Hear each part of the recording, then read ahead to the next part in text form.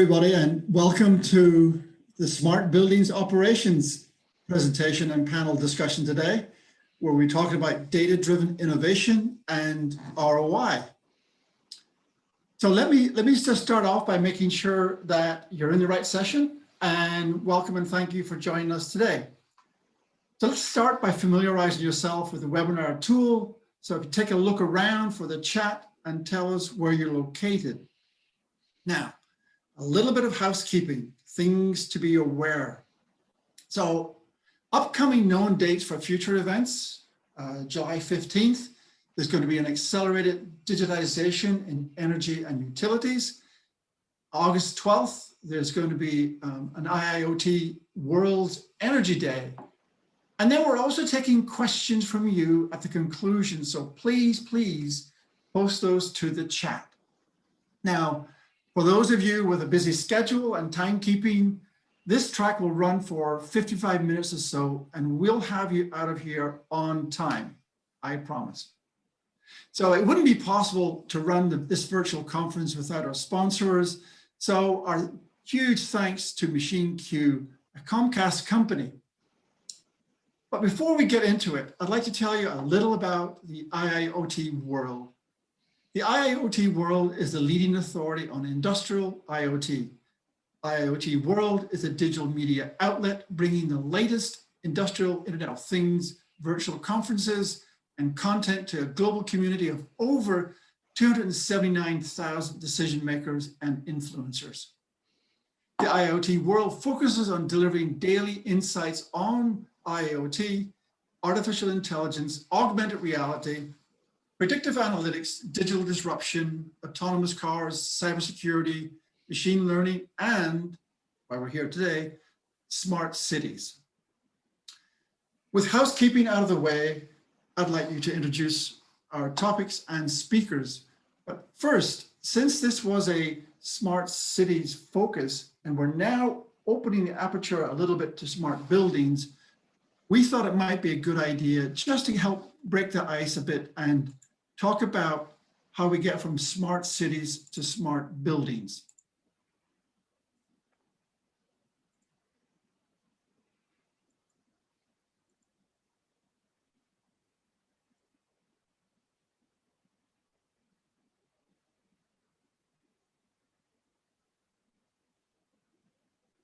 So I can't see the screen. Oh, back now. So my apologies there, a little bit of glitch on the technology. So for example, let's start off by looking at smart cities. We often think about smart cities as only installing the digital interfaces in the traditional infrastructure or streaming city operations, but it's also about using the technology and data purposely to make better decisions and deliver quality of life services. So for example, here you see that the goal from us is to have this experience from the front door, or in many cases, working from home, to the office door. But on the way, we want to make sure that there's a seamless transition of how you go from one mode of transportation, how you interact with other aspects of the city, how you actually measure your carbon footprint because of the sustainability within those cities, and even down to the fact that when you walk into those offices, that now we're entering the smart office spaces, which do things like know who you are ahead of time, know which conference rooms you've been sitting in, know what type of lighting you like, and really try to increase the customer experience for you as a office worker, or as a tenant, or even as the landlord itself. And what that really boils down to is this experience of going from a smart city into a smart building has to be driven through this operations and management capability. Next slide. But why do we care about buildings? Because since 1980, in the US, we have about 3 million buildings that could become connected, could become smart, could could increase the way we do commerce, change the way we actually live. Next slide. And of course, when we think of those buildings, we really should think about architectural and engineering and construction. Think about this. In the United States alone, there's $5.6 trillion will be spent this year on non-residential construction, meaning office blocks. So for us, if we take a step back and think about the massive scale by which the opportunity to make smart connected buildings exists, it's really unbounded. Next slide. You can see here that we're looking at 2.97 billion devices being connected by 2025 into those smart buildings, ranging from security and access control through the lighting systems and control I mentioned earlier to make things better for us in ambient light, all the way through to HVAC detection, HVAC, fire detection, and even the way we get in and out of the buildings. Next slide. And of course, as buildings become smarter and we change as humans the way we want to get to work, for example, things like electric vehicles, at the moment, we've only talked about how to charge those vehicles and where to charge those vehicles. Well, think about this. By 2025, there'll be 50 million or more electric vehicles on the roads. We as employees or office workers and customers in places like malls are going to demand some levels of sustainability as we move into electric vehicles.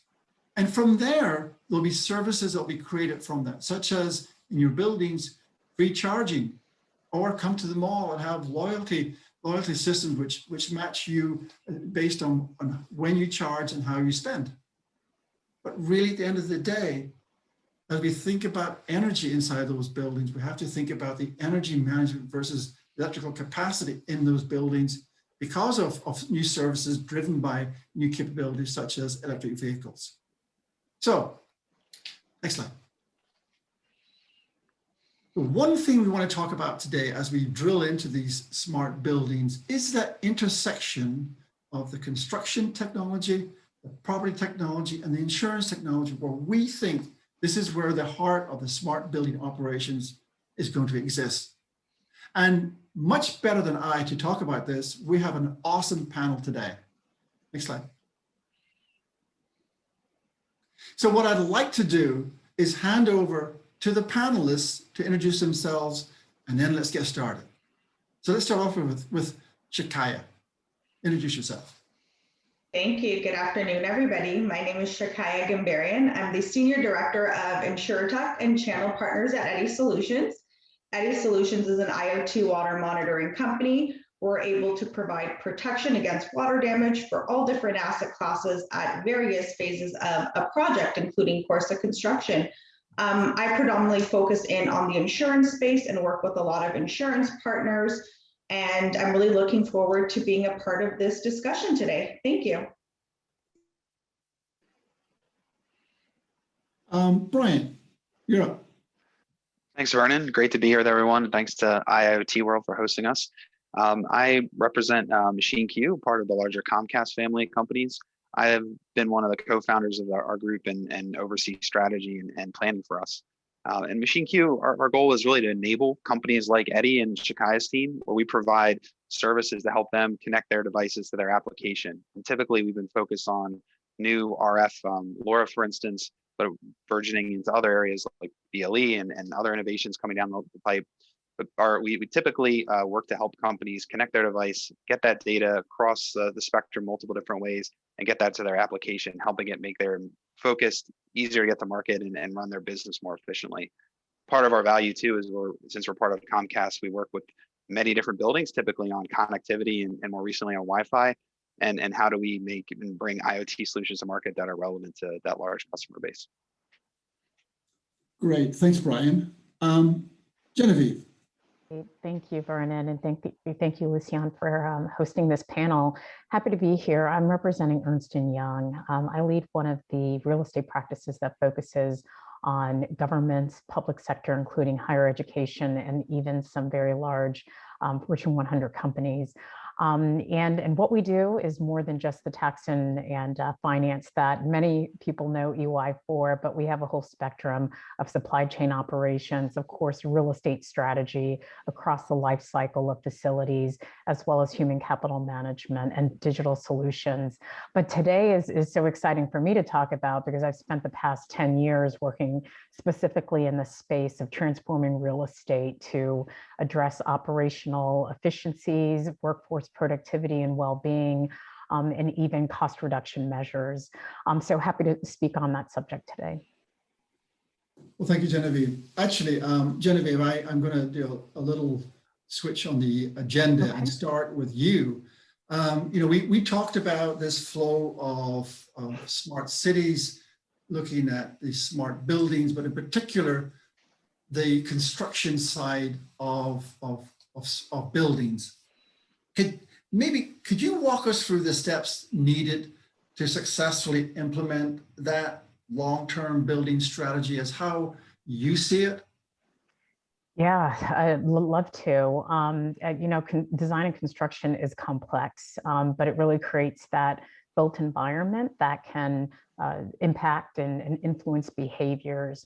So it's not just about the hardscape, it's also about the social aspects of how we work and how we dine, play, and even do business. But some of the steps that I think would be helpful in crafting a long-term building strategy is one, understanding the why of your organization.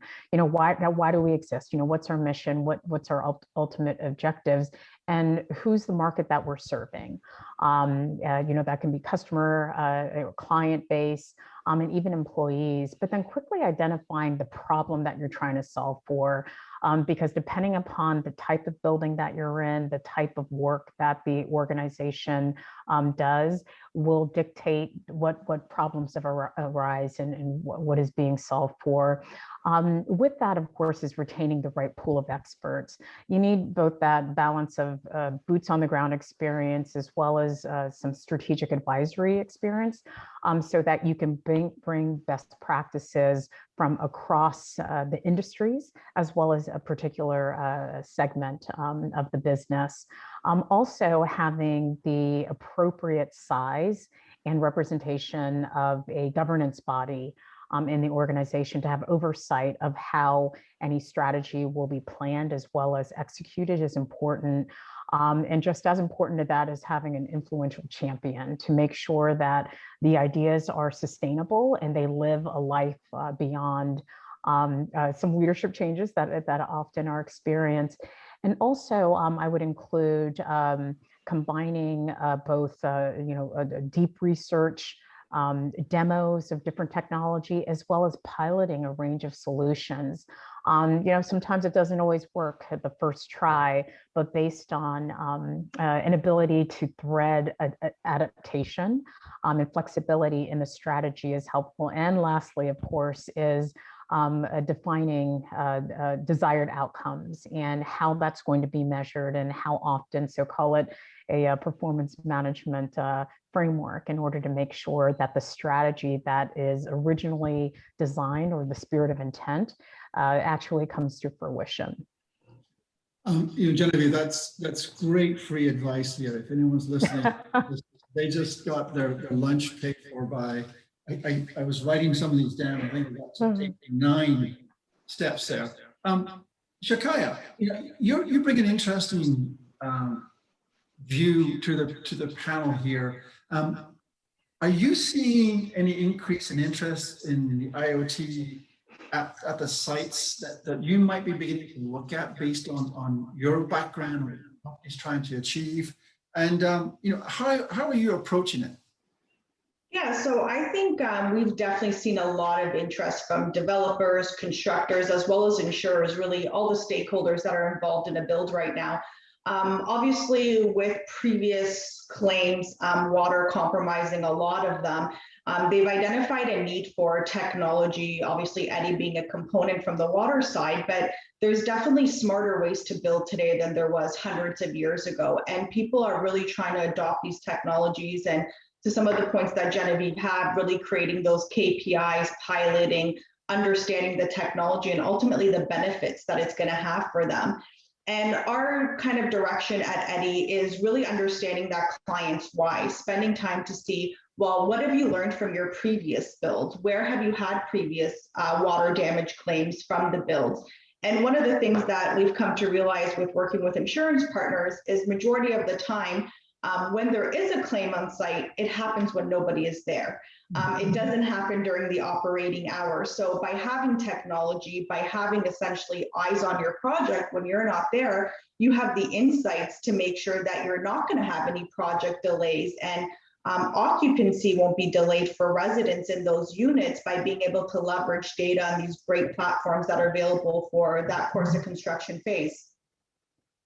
Thanks, Shakaya. You've opened up the lens for me just a little bit to talk about this broadening ecosystem of partners. And Brian, you know, I want to challenge you and ask, in MachineQ's world, which might, in my opinion, might have been within the confines of the walls of the building. Shakaya and Genevieve talked about the actual construction engineering part of it, getting in early. Are you seeing the need for a company like Comcast, like MachineQ, to be part of that future ecosystem, or reach out to these new partners early on in the life cycle of constructing a building? Yeah, thanks, Vern. Yeah, we do, absolutely. Maybe a quick anecdote, where I started my kind of journey into building management IoT 6 or 7 years ago. I was able to tour our headquarters, which was a LEED Gold building, considered very cutting edge from a technology perspective, had the latest advancements in BMS. And every sensor and valve and actuator in the building was hardwired into the BMS and for power. Any incremental sensor or solution they wanted to deploy required union labor to be installed and wired. So just the install itself could be $300. So, there was a ton of cultural resistance to a wireless technology, both from a reliability, but also from the if it's not broke, don't fix it standpoint. So that's changed quite a bit from my last few years in the space, but there's still a large cultural piece to address. And I think when you can see technologies like ours and supporting companies like Eddy's being involved at the build site, that can help change that mentality, because so many decisions outside of just the wiring of the facility, but what BMS are we using? What's our strategy in terms of connected devices? What are the key systems that we're trying to monitor and manage? If wireless can be part of that discussion from the get-go, it really changes the trajectory of adoption and limits some of those hurdles that you would see in a retrofit, whether that's a cost concern, a reliability concern, or just trying to crack the ceiling of kind of the existing systems and get something deployed. So I'll ask the panel in general. It also sounds like there's a data opportunity here. Big data, analytics, data science. I mean, are any of you seeing the need to build that experience or that expertise inside your own groups, because of the nature of not just the connected buildings, but the connected environments that are part of that ecosystem? Anybody want to have a go at that? Yeah, I'm happy to. As large as and as old as UI is, over 100 years old, we have a very entrepreneur spirit, and we're always innovating. Most recently, we've developed a number of robotic processing automated tools, different bots to help with either human resources matters as well as customer service. We're also, we have a number of alliances with large companies, I'll leave them nameless, where we act as a bolt-on to legacy systems in order to have call it a more efficient means of retrieving data and then analyzing it for reporting out to executives. So there's some branded technology that we've got in-house, but we also do a lot of benchmarking and collaboration with other technology companies. Brian or Shakaya, anything on the data piece that you're looking at, or the skills you're looking at that perhaps you didn't have a couple of years ago, that now you because of this interaction, you now have to find you need different types of of skills? Hey, Vernon, I'll start. I think for us, it's unique that we're kind of this player in the middle where we're enabling solutions. So we're not necessarily in the game of taking that data. We the owner of the solution, whether it's a company like Eddy or it's the building itself, that's their data. We typically don't get in the game of managing it. But what I can say is that the access to that data and making sure it freely flows across any sensor type in its entirety is incredibly important. So that means in terms of completeness, does it land in a BMS? Does it land in a public cloud?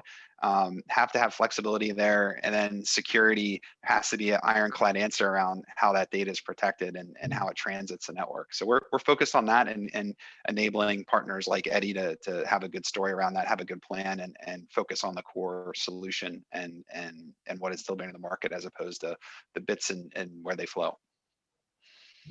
Yeah, and I think just to kind of echo the data part on Eddy's side, it's such a huge part of our value proposition to our clients. Obviously, stopping major water damage claims and protecting their properties is our first priority, but really the second one is giving them the ability to have access to a wealth of data that they didn't have before. And I think smart buildings, smart homes, the missing piece has always been water. Nobody really knows how much water they use until they get their water bill. So a system like Eddy giving the building access to consumption information, real-time data for them to have better sustainability goals, be able to reduce their carbon footprint, and things like obviously detecting slow leaks that they might have not noticed for months on end that would have cost them money, but would have also just cost a lot in water being wasted. So for us, we're all about providing the data to our clients for them to get the insights that they need for smarter buildings. Just, I want to stay with you just for a second, based on the fact that COVID-19 really brought in a different way to look at buildings that normally would be occupied. Did you see any change in what was going on in your world, particularly from water usage, water leakage? I mean, I hate to think that come March, I think it was March 17th, everyone was told, go home. And now you're coming back a year later and you you hope you're not underwater, basically. Yeah, exactly. And that was some of the trends that we saw. So one of the unoccupied buildings were office spaces, right? More people were staying at home. So the units that we had as it relates to kind of condos, purpose-built apartments, you're seeing water usage increase than other previous months prior to the COVID pandemic that took place. You're seeing their water usage significantly increase. While the offices that are unoccupied, the risk that they run is that if there is a leak event or a toilet that's continuously flushing, unless somebody goes in weeks or months after they open, they're not actually going to have those insights. So we saw quite a bit of pickup in the unoccupied building space, just because it became so much more important to have that data available when no one's on site. Genevieve, in your world, did you notice anything different with the buildings and how they were being handled during the last year or so? Oh, absolutely. To Shakai's point, the potential for waterborne pathogens was pretty significant in underutilized or unoccupied buildings. So, we were working with a number of universities and even federal buildings that had to go around and flush the systems to make sure that there was a flow of water through the pipes, and something that you wouldn't even think about. But beyond that, I'll call it in the technology space. Look, everybody feels like COVID's been an accelerant for ideas or innovation that had started, and now it's at the forefront when it comes to healthy buildings and the well-being of workforce. So in terms of monitoring facilities, there's been a doubling of investment of property management technology during COVID. So we're talking, this is close to a $2 billion a market, but it's all about getting smart about how buildings are being utilized by workforce, clients, customers, but then also how utilities are being run and being more aggressive in achieving some greening or sustainability measures. So what we've seen is, again, this uptick in purchases and piloting and testing out a myriad of integrated workplace management systems, that can look at space utilization, utility utilization, as well as even design and configuration measures. So we've seen quite a bit of change. And Brian, this would have been an opportunity for MachineQ to say to all the building owners to say, you should have been wired or wireless using our technology. And did you see any difference in the last year? Because the hard part is, if you weren't connected before March, I'll pick it 17th, you might have been stuck for a whole year of literally managing in the dark. Was there any difference in your business model in the last year or so? Yeah, we've, two things. Ton of more focus on some of the themes that Genevieve and Shakai mentioned, whether, occupancy, cleanliness, air quality, those have all picked up, and anyone close to that space, I think, has been doubling down on those and increasing that presence in the market. But to your point, Vernon, people in the building management space have to be able to implement those technologies. It's really not economical or even feasible for many of those to do that from a wired standpoint. So it's certainly justified or underscored their need to be more innovative when it comes to adopting wireless technology. So we're seeing the pace pick up quite a bit from building management firms, building operators, in a way that you would only see a small percent kind of planning a few years out, where now it's more de facto across the industry, which is great for hopefully everyone here on this call is involved in this space. So we'll hopefully see a lot more investment and throughput in the market. That's great. That's great. I want to stay with you, but I want to make sure that some of the audience realized Lucian had posted the quick poll question, and we'll get back to that answer at the end. And later on will be a second question. But Brian, so we talked about the construction, and we have to make the assumption that IoT solutions are easier to implement in new buildings. I mean, it just makes sense that as part of the architectural engineering construction, you can plan ahead. But I mentioned that there's actually more than 3 million buildings in the US. That number that I quoted was only from 1980, which I feel those buildings are probably good candidates to be upgraded in the sense of having IoT sensors employed in them. Do you see the IoT for buildings operations gaining more traction in those brownfield market spaces, or is the emphasis still in the new construction side of the fence? Which side of the seesaw are you seeing right now? I would say probably 60-40, more on 60% being brownfield. I think it's the economics are clear for wireless, whereas with a new building, when they can plan from scratch, there's maybe less emphasis there because they can implement a robust wired BMS legacy system from the get-go. And I think on the brownfield sites, when it comes to water, where it comes to risk management, comes to any other solution, they're catching up, and so they're more willing to invest in spot solutions where they see a clear ROI, where you're addressing water risk, for instance, you're helping them reduce demand.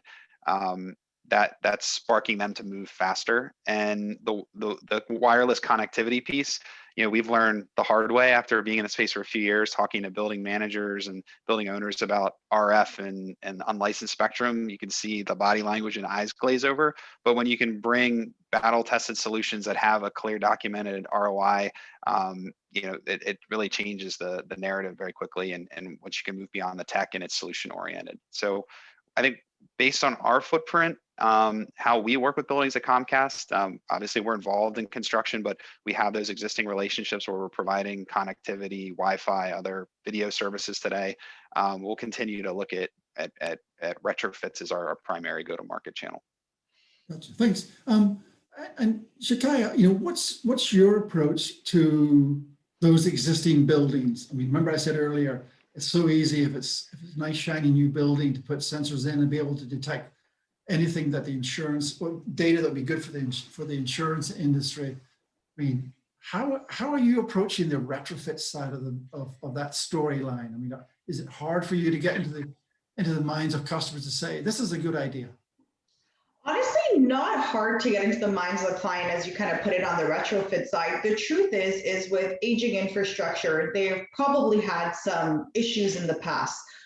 They're probably looking at technology for a reason. They might not be as proactive as the new builds are, but they've maybe had previous water damage events that took place. They're having a hard time getting insurance. Their deductibles and premiums are increasing. So the discussion in that sense becomes easier, at least on Eddie's side, when we're talking about water mitigation technology, because they've dealt with a major water event before. But I also think some of these existing buildings are looking at the new builds and they want to be able to compete. One, on a sustainability side, they don't want to spend as much as it relates to kind of on the HVAC side, for example, or on the water side, if they know that they can utilize energy saving equipment to be able to maximize the dollars that they're spending and also kind of position themselves as more of a smart building.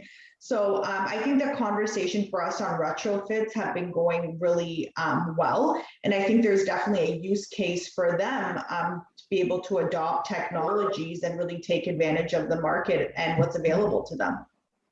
Wow. Genevieve, on the broader subject of technology alphabet soup, how does technology such as the cybersecurity or analytics or robotic process automation, blockchain, etc. These are all the hot topics right now. How do those drive operational efficiencies? How do you approach that difficult, complex stack, simplify it for customers in the technology discussion? Yeah, it goes back to the why they're in business or operating, and it's a customized solution, right? It's assessing their market. I like to say 3 M's, like the market, the mission, market, and management. But depending upon what the issue is, that's what they will want to solve for. I mean, there's so much technology that my colleagues on the panel have talked about, from smart metering to sensors on desks and chairs to figure out utilization, touchless technology for doors and window shading, sensor-based lighting. Much of that is based on a need to contain cost, right? But then also to enhance the environment. So depending upon the mission, the budget, as well as how innovative a client wants to get, there's a number of recommendations that we would make. And some organizations are purely focused on the health and safety side, right? So we've talked about HVAC and air purification systems. We've talked about some alerts that you can have for emergency management. But it really is a customized solution. And I know that sounds kind of broad, but it depends on what that organization is looking to achieve, and maybe even some regulatory constraints that they have to address. Hey, Brian, Genevieve just made your life difficult, in my opinion, in the sense that you have to identify the persona, who is, quote unquote, the buying persona here, and what that message is. Who do you typically in MachineQ? Who do you typically go to first? Is it the building people? Is it the IT people? Who do you normally go to? It's a lot of trial and error over the last few years. It's a massively hard question to answer. For us, it started with IT and innovation, especially with the innovation group and some of the larger building management companies, and very hard to penetrate those groups without a clear solution. Again, what's maybe unique about us is we're this enablement platform, so we rely on solution partners like Eddie and Shakaya's team to really drive value. So we, where we've modified today is we're there to support them. We bring the message of kind of a core wireless technology that's backed by a multinational like Comcast and a larger global alliance, so we can help kind of answer that proverbial VHS or Betamax question.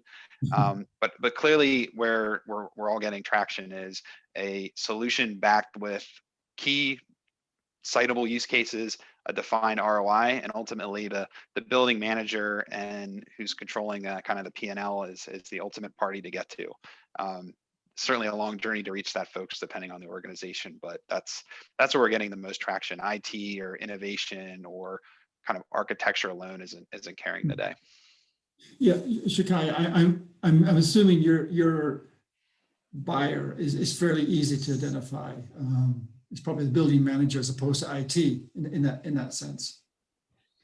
Kind of to Brian's point, actually, we're kind of a mixed bag as well, depending on the stakeholders that we're dealing with, the phase of the project. If it's a retrofit condo, for example, we're dealing with a condo board. If it's a brand new build, we might be dealing with a constructor. If it's a builder's risk policy where we're working with an insurance company, we could be working with the insurer as well as the client. So the truth is our buyers are everybody. As long as you have a property with water running in it, you're going to have use for Eddie at one point or another. And yeah, just depending on the phase of the project and who we're working with, the stakeholders are different as well. But I think one point that I should have made during the construction phase as well as retrofit, working with a partner like Machine Q, one of the great things that we get to bring to the table to our clients saying, hey, we're utilizing this LoRaWAN gateway to be able to connect water, but this platform also enables our clients to add multiple different other devices to be able to give them further data insights and ultimately protection as well. Thanks. That's great. That's great. Because I can tell you, I have been in situations where I've had lunch with service people, and we would talk about HVAC. And I would say, you know, that HVAC machine is probably a smart HVAC. It's probably an IoT device. And they would look at me as if I got two heads. I mean, for them, the idea of quote unquote smart IoT, et cetera, that vocabulary is not on their radar. You have to use a different way to explain that. You know, it's about performance, predictability, preventative maintenance, et cetera. But I want to stay with you.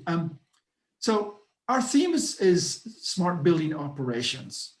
We're using data-driven innovation, and recently it seems that the insurance industry is perking up to the idea that IoT, and I know we said we wouldn't talk about IoT, but IoT and smart buildings is a place for innovation in their industry. Can you give us a little behind the scenes of how the insurance industry is gearing up to support this trend? Yeah, so I've been working in the insurance industry for the last 6 years, talking about IoT innovation, obviously Eddie, and it's been a huge shift. I think one of the things that is evident is that the insurance industry is not very forward thinking and innovative. I definitely think that's changed for them right now. They're looking at their claims, they're looking at risk, and they're seeing that there's proactive solutions available in the market for them. So they're really trying to create their own innovation labs. I think that was one of the things Brian had mentioned. We're working with insurance companies that are kind of taking it one step further from not just being insurance providers, but solution providers as well. So going to their clients saying, hey, we're not just going to be there for you when you have a claim, but let us help you navigate some suppliers that can help you prevent a water damage claim or other claims from happening. So definitely seeing them being more proactive and really trying to provide their clients top of the line solutions before a claim takes place, which is definitely new for this industry. So I have a question, question for you and both Genevieve. So do you think is the day of the actuary coming to an end based on the fact that we got more data and we can see how things are, and therefore the role of the actuary might be changing in the future? And the reason why I ask is quite selfish. I got two friends who are actuaries, and I want to see which one of them is going to be in business in 5 years' time. Yeah, you know what? Data rules the world, and it's no different in the insurance space, and probably most important for the insurance industry. I think one of the biggest example was the telematics with the cars, where they put a sensor in your car, tell you how you brake, how you drive. And by being able to utilize that data, they were able to have better insights into what kind of driver you are. And people were able to get reduction in their premiums and kind of take advantage of some incentives that are open to them. So definitely, I always say the most important thing that we do for insurers is reduce claims, but the second most important thing we do is give them all the data insights that they need for better predictive analysis for the future. Yeah, you're going to bet on the fact that all this data is going to make the actuary less important or more important? Oh, I think it's actuaries will be just as important like anyone else that uses data to make decisions.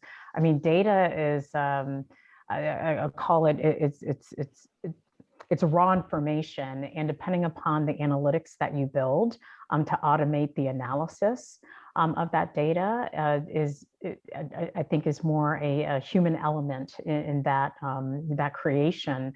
But I think leadership uses that data to then make empirical decisions about how multiple stakeholders will be affected, right?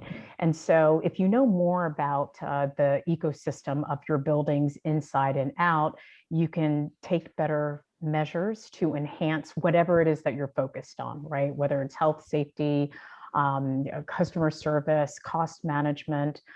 So that the ability of that human being to analyze that data and course correct in any technology is just as important, if not more important. Brian, you know, we talked about data and we talked about the actuary, and I was being sincere about the idea of having more data and what you could do with that. With all the new and emerging IoT solutions in the market, which innovations do you see as driving the best ROI for building operators? Sure. Yeah, I mean, the three categories that we've seen the most traction, you know, number one, probably it's the most simple and the most direct bottom line impact is utility management. So smart thermostats, temperature awareness, you know, data-driven control of set points, and then bringing in other meter data, whether it's gas, water, et cetera. So lots of innovation there, lots of players on the hardware side, lots of players on the data software side, area that we're excited about. The second kind of general area, and this is where, you know, Eddie and having Shakai here is great, is it's one thing having kind of detective controls in the market where you can tell if something's happening. It's another when you can actuate a valve or affect the behavior in a building. And I think that's where you'll see more and more insurance adoption. So it's one thing to know of the event after the fact, it's another to prevent it. And I think we're at the earliest stages of that kind of evolution, and, you know, water being kind of leading the way. Mm-hmm. And the last one, the ROI isn't proven yet, but I think as people return to work and maybe some of the hype wave around cleanliness and contactless maybe dies down a little bit, is, you know, hybridization of the workforce is certainly a long-term trend. So people that can advise and help building managers reconfigure buildings, manage them, and make intelligence decisions around utilization, I think that'll be a huge area to come. I think that's there are certainly people, as Genevieve said too, there's lots of players out there doing, you know, is your desk occupied, bathroom occupied, but taking that to the next level and adding lots of analyticals, sophistication and making recommendations off of that. That's, if I was an investor or starting a new company, that'd be an area I'd love to tackle. I'm just going to write that down for my next consulting gig. Right. That's good. It's good. I want to be respectful of the time. You know, we're flying through this session. We got a host of questions lined up, and I just took a quick scan at them, and we're going to have plenty for each of you. But maybe, Lucian, could you maybe pop up the results of the first survey or poll that we took? Is that possible? There we go.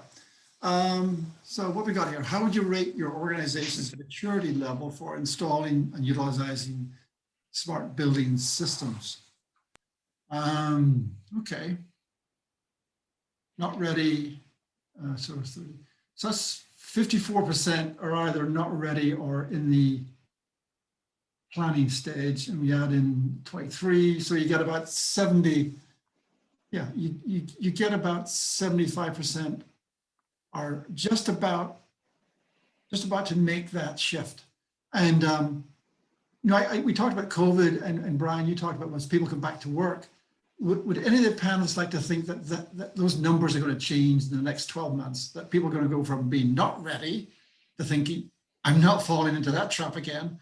And the idea of the POCs is concerning to me, because it's time to value for a lot of these projects. If they still think that POC is an inhibiting factor, that means that it's a little bit tricky. So anyone want to say what perhaps if we ask this question in 12 months time, what that might look like, or how do we move the red line into the blue lines?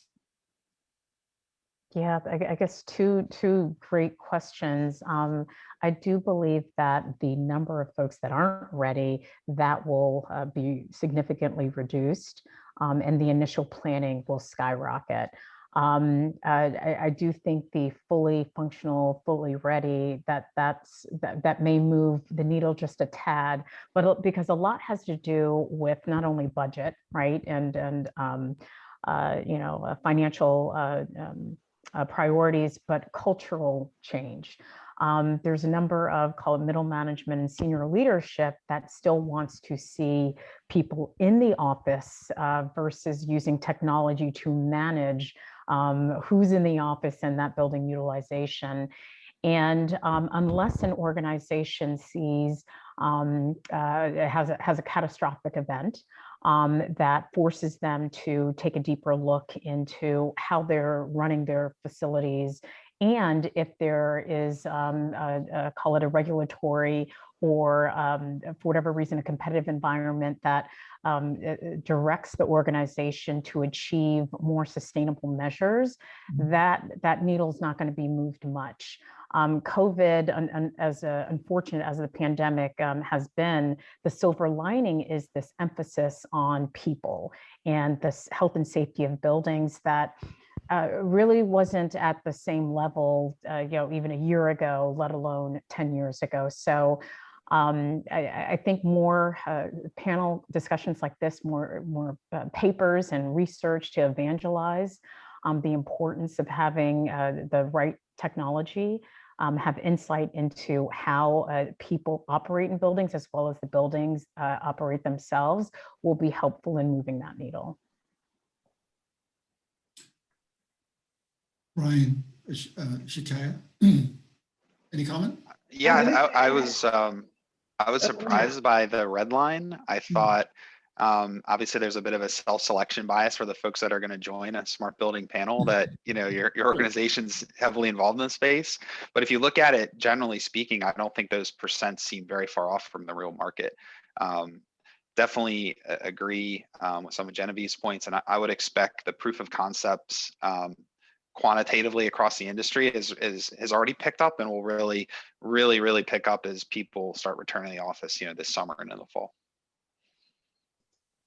Sorry, Shakai, I think I jumped over you there once or twice. No, that's okay. Vagaries of Zoom, sorry. Yeah, no, you're all good. No, I was gonna say, I think Genevieve really covered a lot of that information. And I think the biggest thing is the fear of being first. I noticed that a lot with even insurance carriers, and they're like, well, I kind of want to wait and see. Let me see what other insurers do. Let me see what the market says. And I think it's almost the same thing in smart buildings, right? You have people that don't necessarily always want to be the trendsetters, and they're saying, well, let me see if all these deployments that are done, how they're reaping their rewards of getting things like ROIs from it, how they're able to sustain, be able to reduce their carbon footprint and have better sustainability. So I think that's also another aspect of it. And by default, as we're continuing to build smart buildings, and you have industries like insurance supporting these kind of technologies, I feel like it's definitely going to get more people into the blue bar where they're going to be ready.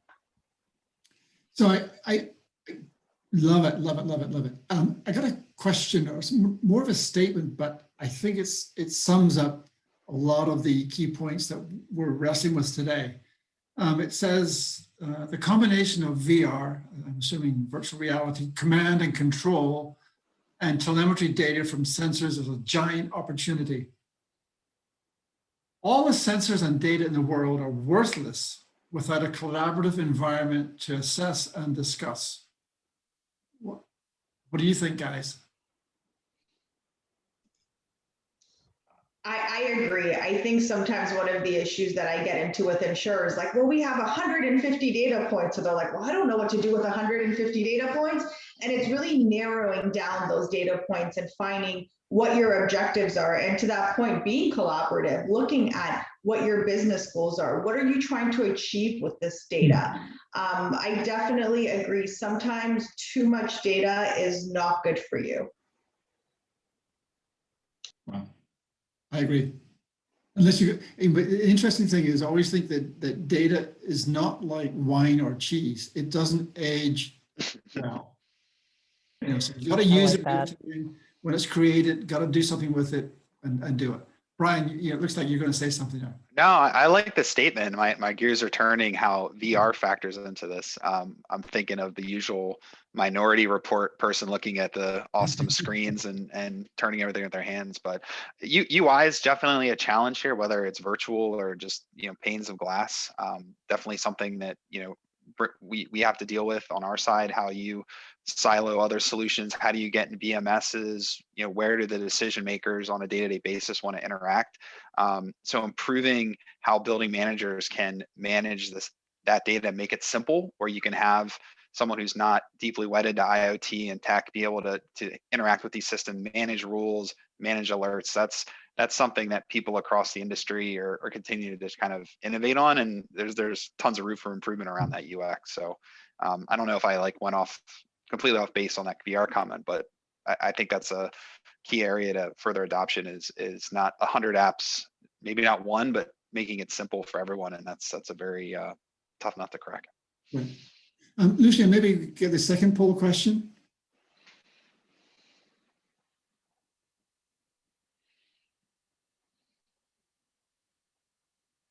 So what's the primary reason for adopting smart building systems? Improve the tenant landlord experience, improve building efficiency. We've got that twice. I wonder what that is. And improving ROI. All the above. That's interesting. It seems to be, well, improving efficiency. I guess that's one of the key messages that we had throughout our discussion there. I'm not sure anybody wants to add to that.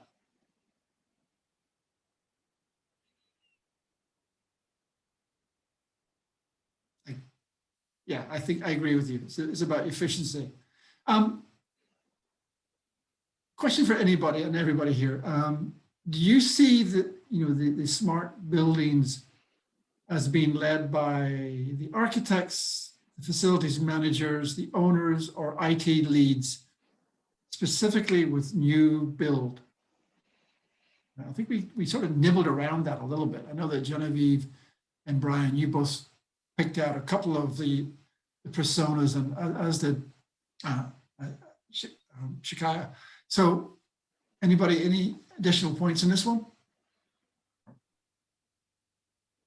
Yeah, I'll speak to that. I think the push primarily has been from building owners and operators, right? So as they're trying to figure out, how do I manage cost? How do I get the building attractive to attract tenants? How do we amenitize the buildings? They are looking for ways to get smarter, and technology is often the solution to do so. And it's then when they're pulling in often the architects to help design it. But even more so, it's companies like Brian's and Shakai's, where they're saying, okay, well, what is it out there that would get us that transparency that we need in order to make more informed decisions? So I see it more as the building owners and operators, then pulling in the different expertise of the facilities guys, the design guys, and of course the technology vendors. Brian, Shikaya. Yeah, I great points. I mean, we're typically more of a back office building management function, not as much consumer tenant facing. So ultimately it's the building owner driving those decisions, where we're focused on new builds. And again, showing the ROI being kind of key there. Hopefully moving into more tenant facing applications, but that's a place that's already very well served by the market in terms of lighting, shade control, HVAC. So we're looking more for that white space outside of those already kind of well-established industries. Yeah, and just to kind of echo Genevieve, I think she's exactly right as it relates to kind of some of the decision makers. The only ones that we would probably add is constructors early in the build, as well as insurers that are helping kind of navigate the market and with the changes. So we're almost out of time, but since this is a Smart Cities Day and we're talking about smart buildings, it'd be wrong for us not to talk about the sustainability elements. So I'm going to give you 30 seconds each to give me your best sound bites around sustainability and sustainability elements for smart buildings. Brian, do you want to go first? I won't steal Shikaya's thunder. I won't touch water, though. I think that's at the top of our list. I think back to the 3 million buildings built post 1980, connecting all of the set points in that building and better managing the temperature control, especially in this pandemic world and the hybrid world in the future, that has the most bang for the buck from a sustainability standpoint, in my opinion. Easy to implement, but very clear, very short payback period. Yeah, and I guess in terms of the water, I'll take that. And I think Genevieve will probably touch on something else here. But from a water perspective, again, just utilizing the data that they have, that's real-time data for them to be able to make better informed decisions, quickly being able to detect leaks and also be able to take action. So when a burst pipe happens, you're not going to wait 30 minutes for somebody to go downstairs to be able to close the main, figure out what's going on, but having a system in place that within a few minutes is shutting off the entire valve and saving you a ton of money and of course water at that point as well. So definitely the data and having hardware that's able to take action to provide you some really solid results. Yeah, and I would just add that sustainability could be thought of a bit broader, not just in terms of carbon footprint, emissions, power and all the utilities, but also the well-being of people. I keep harping on that because what does it need to have buildings if we don't have workforce, customers, clients in it? So the more that we can gravitate towards call it the computerized smart buildings models of integrated workplace management, the better, because that's a confluence of everything we're talking about. How do you manage your utilities? How do you be more people-centric? And how do you also ensure that there is transparency and cost? So I think as we shift from just utility management to the entire ecosystem, as you started off talking about, Vernon, that becomes the true definition of sustainability. Well, thank you, speakers, for your amazing insights and knowledge. And thank you again to our sponsors, Machine Q, the Comcast company. Your support ensures that we all have this great content to share. And thanks to the attendees for listening and with great questions. So now it's time to move on into the next session, the smart buildings, market growth and technologies that bring new challenges to building owners. So once again, panels, thank you very much. Thank you. Thanks, Vernon. Great job. Appreciate it.